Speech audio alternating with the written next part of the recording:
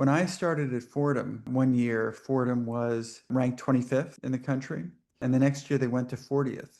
And the reason why they went from 25th to 40th is US News decided to stop considering average starting salary, which was a great fact for Fordham because it was very tied into the big firms of New York.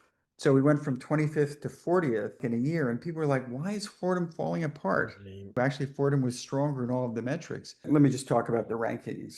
I have been very troubled by US News's approach over time. The fact that the people who put together the rankings had no idea about what a legal education should consist of. So for many years, the dominant factor was spending per student. And so Yale was always number one because it had a huge endowment.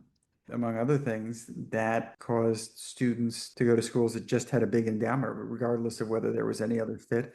And then also within spending per student, it was also tailored towards rewarding some spending more than others. If I had $1 and I was just concerned about ranking and I used it to buy books for the library, for the ranking, that was rewarded in a way that giving $1 for need-based financial aid was penalized. It was a terrible system. So we pulled out. Yale terrifically led the way. Georgetown was one of the schools that pulled out shortly thereafter, and I worked very closely with Heather Gorkin, the dean of Yale. Now they're focused on outputs, but again, they don't really know what they're doing.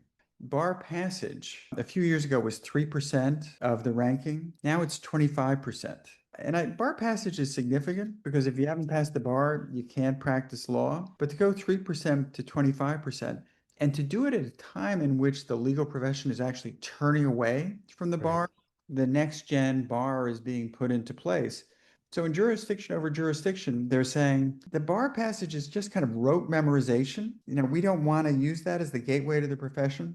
So you have these kind of two inconsistent trends. You have kind of the profession is turning away from evaluating bar passage as getting it right. And US News is just 3% to 25% is just stunning. And again, I think it's because they're really not thoughtful about the way in which they make the evaluations.